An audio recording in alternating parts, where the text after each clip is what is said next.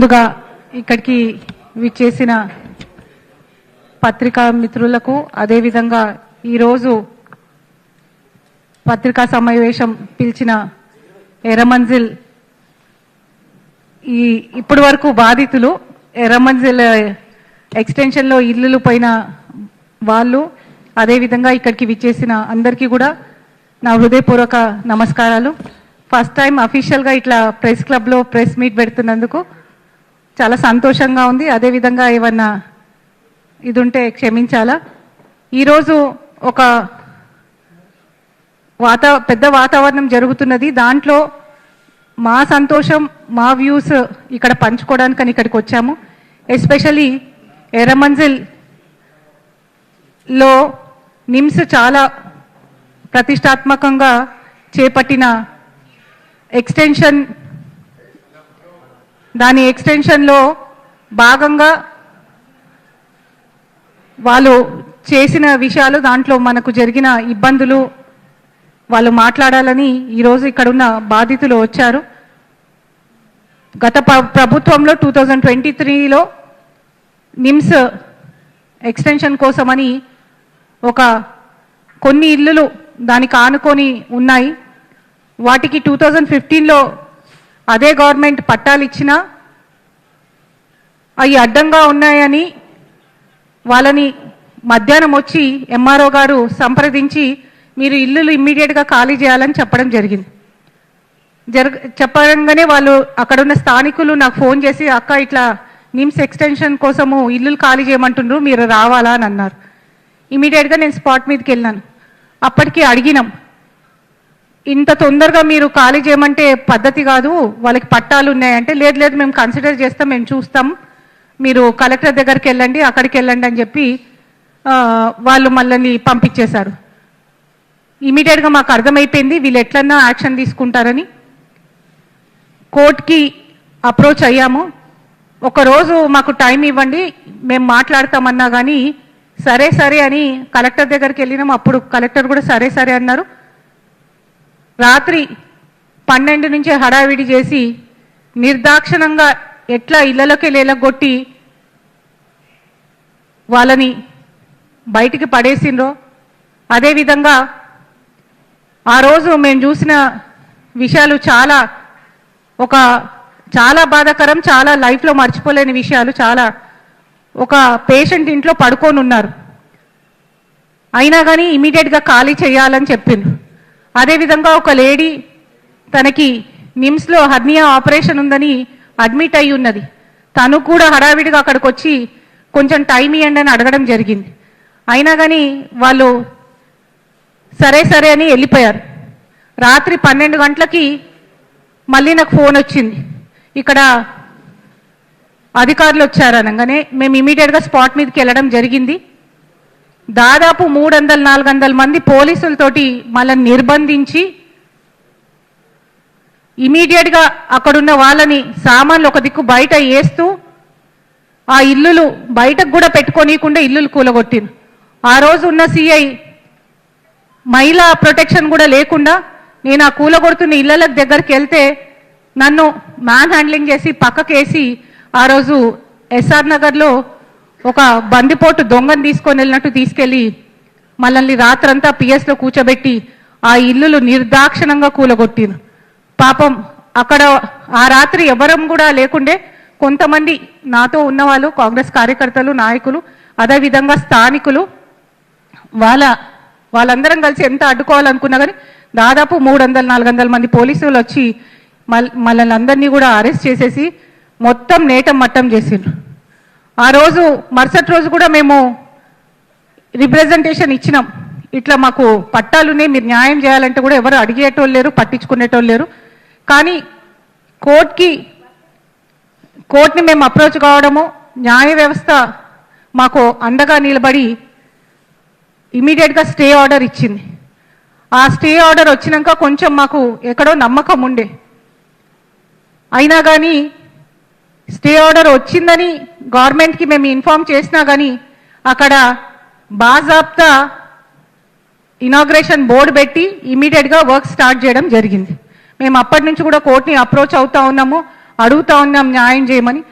కానీ ఈరోజు పెద్ద పెద్ద మాటలు మైక్ల ముందుకు వచ్చి చెప్తున్న నాయకులు మా హయాంలో ఒక్క గుడిసె కూడా కూలలేదని చెప్తున్నారు.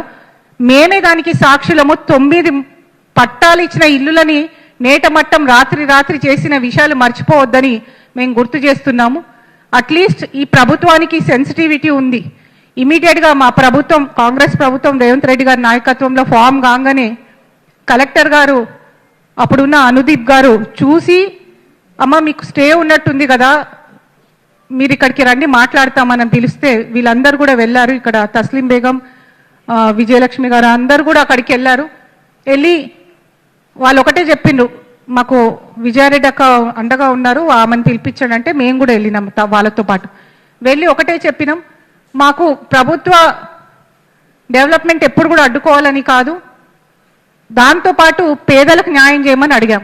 అప్పుడు ఇమీడియట్గా గత ప్రభుత్వంలో జరిగిన తప్పిదాలు ఇప్పుడు జరగవు, డెఫినెట్గా మీ అందరికీ అండగా నిలబడతాం, మీకు మేము కాంపన్సేట్ చేస్తాం, డబుల్ బెడ్రూమ్స్ ఇస్తాము, మీరు అక్కడి నుంచి ఈ కేసు విత్డ్రా చేసుకోవాలంటే మేము ఒకటే చెప్పినాం, డబుల్ బెడ్రూమ్ వద్దు మాకు, ఎందుకంటే గవర్నమెంట్ పట్టాలు ఉన్నాయి.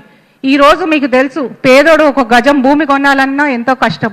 అలాంటిది ఎర్రమంజిల్లో పీజీఆర్ గారి పుణ్యాన చాలా మంది గుడిసెలు వేసుకున్నారు, వాళ్ళకి పట్టాలు వచ్చినాయి.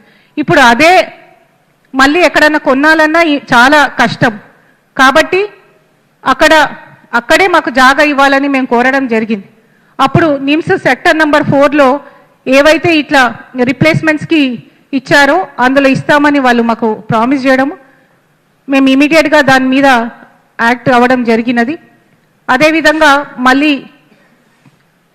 మనల్ని విత్డ్రా చేసుకున్నామంటే రిటర్న్గా ఇచ్చాము, మాకు పట్టాలు, మాకు న్యాయం జరిగి అక్కడ పట్టాలు వస్తే మేము విత్డ్రా చేసుకుంటామని.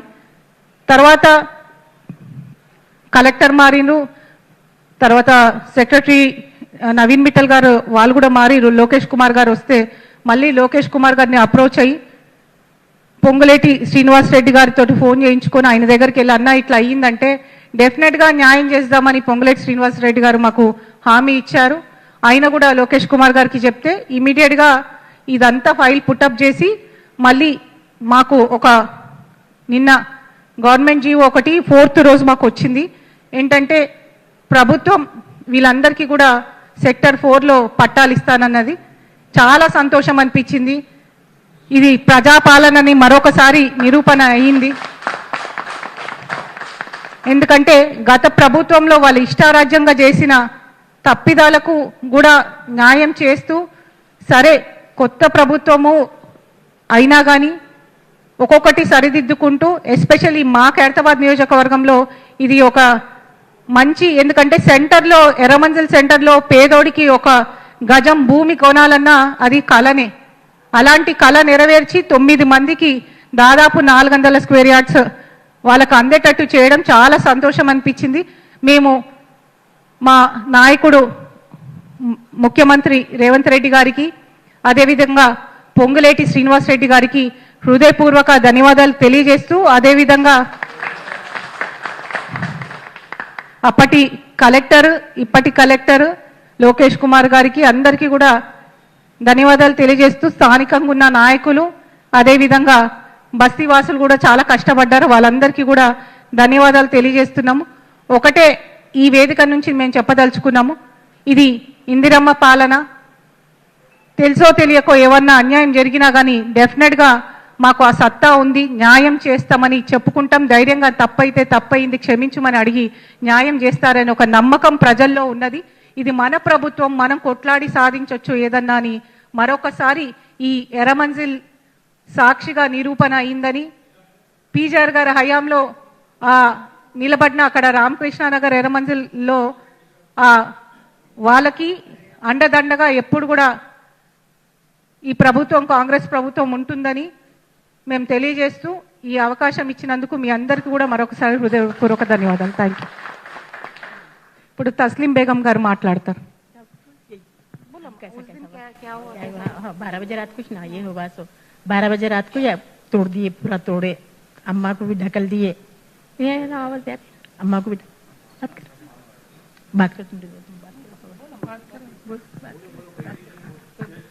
12 बजे रात को घर तोड़ दिया हमारे, और क्या बोलते 2:20 को घर तोड़ दिया, और किसी की भी नहीं सुने, अक्का को ढकल दिए, और हमारे हस्बैंड तो पेशेंट थे, उनको भी बाहर ढकेल दिए।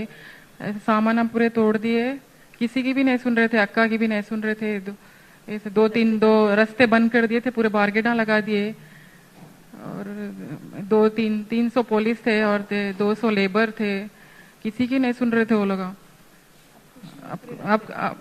अब खुशी, अब बहुत खुशी हुई अक्का के लिए, सबके लिए, सब जने हमारे लिए इतना कोशिश करे आप लोग।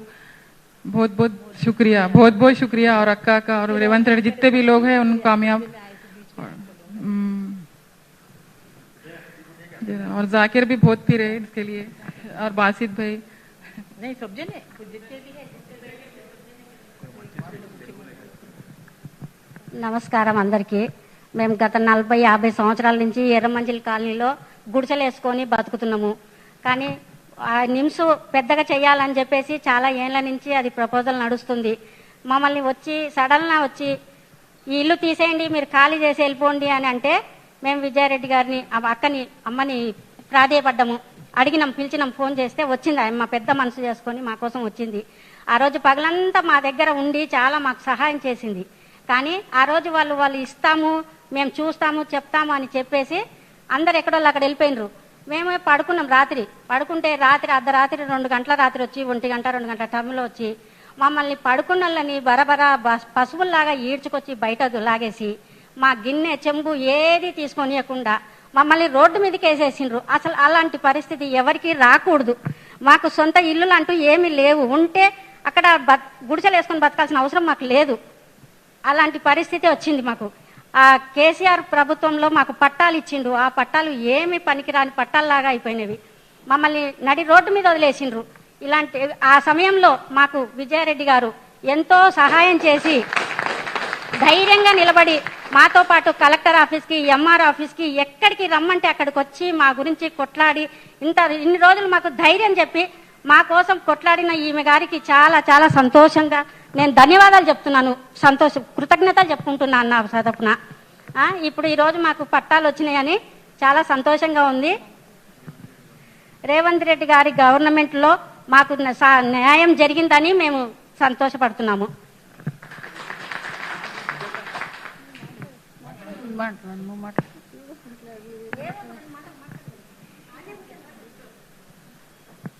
అందరికీ నమస్కారం. మేడం విజయారెడ్డి గారికి నా నమస్కారం. మేడం గారి మేలు మేము ఎప్పుడు మర్చిపోలేము. చాలా గొప్ప సాహసం చేసిరు మేడం. చాలా కృషి చేసిరు. ఇండ్ల గురించి మా గురించి చాలా కష్టపడ్డారు. ఆ రోజు నైట్ వచ్చి మేడం అట్లా అడ్డుకున్నందుకు మేడంని పిఎస్కి తీసుకెళ్లి పిఎస్లో కూర్చోబెట్టారు. మమ్మల్ని ఏమో రోడ్డు మీద పడేసిరు. ఆ రోజు ఎవరు, ఒక నాయకులు కూడా మా దగ్గరికి వచ్చి ఎవరు సాయం చేయలేదు, ఓదార్చలేదు, ఎవరు రాలేదు. కానీ మేడం గారు 6 నుంచి అండగా తోడుగా ఉంటూ ధైర్యం చెప్పుకుంటూ మాకు ఇప్పుడు ఉన్న స్థలంలోనే మళ్ళీ మాకు అదే కాలనీలో స్థలం ఇప్పించిండ్రు. చాలా సంతోషంగా ఉంది నాకు. మేడం గారికి మరోసారి ధన్యవాదాలు. సీఎం రేవంత్ రెడ్డి హయాంలో మాకు ఈ పట్టాలు ఇచ్చినందుకు, స్థలాలు ఇచ్చినందుకు చాలా సంతోషంగా ఉంది. రేవంత్ రెడ్డి గారికి, సార్ గారికి నమస్కారం.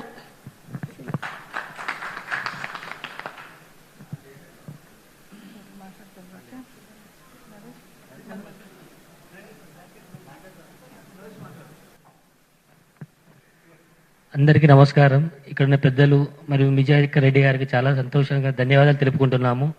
మేము గత 3 ఏళ్ళుగా పడ్డ కష్టాలు అక్క మా వెన్నంటే ఉండి ఆ రోజు అర్ధరాత్రి అంత ఘోరమైన పరిస్థితిలో అండగా నిలబడి దీని గురించి చాలా పోరాడి ఎవరు రాని పక్షంలో మాకు తోడుగా ఉండి ఆ రోజు అందరూ కళ్ళలో బాధతో చూస్తున్నాము, ఈ రోజు అందరి ముఖాల్లో ఆనందం చూస్తున్నాము.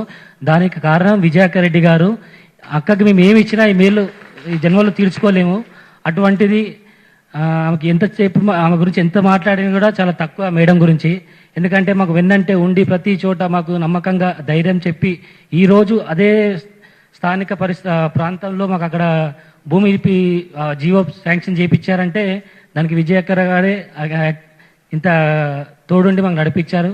అక్క నమస్కారం అక్క. మీకు ఎన్ని చేసుకున్నా కూడా మేము రుణం తీర్చుకోలేము. చాలా సంతోషం అక్క.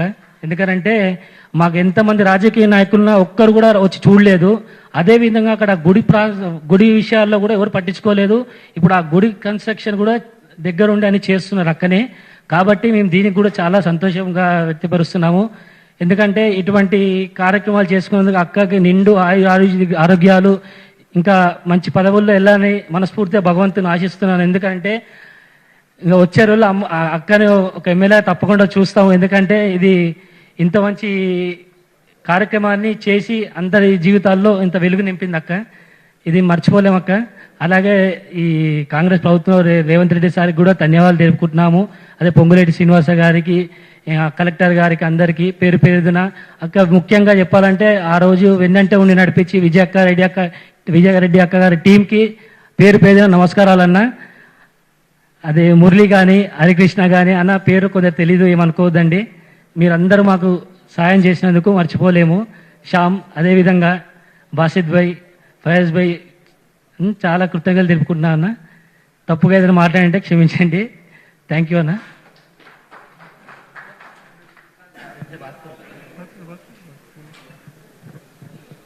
అందరికీ నమస్కారం. ఆ రోజు 2023లో ఫిబ్రవరి నెల చల్లగా చలికాలము. ఆ రోజు రాత్రి 2 గంటల రాత్రి పోలీసులు వచ్చి ఇల్లు కూలగొట్టిర్రు. ఆ రోజు పొద్దున్నుంచి అక్క మా వెంబడి ఉండి మాకు అందరికీ భోజనాలు పెట్టి ఆమె ఎక్స్ప్లెయిన్ చేసి టైం ఇవ్వమండి, మీరు కావాలంటే చూసుకుంటే జరిగిపోతారు, టైం ఇవ్వండి అంటే కూడా ఆయన ఇల్లేదు. ఒకటే వేలు ఉన్నారు వాళ్ళు, ఎప్పుడు కూలగొట్టాలా, ఎప్పుడు అక్కకి పక్కన జరపాలి అని. అది చాలా కష్టపడి పాపం ఇంతవరకు తెచ్చిందంటే మాకు చాలా సంతోషం. ప్రతి ఒక్కరికి మా సబ్జెక్ట్లో పనిచేసారు అందరికీ చెరువుకి దండం పెడతాము. Thank you.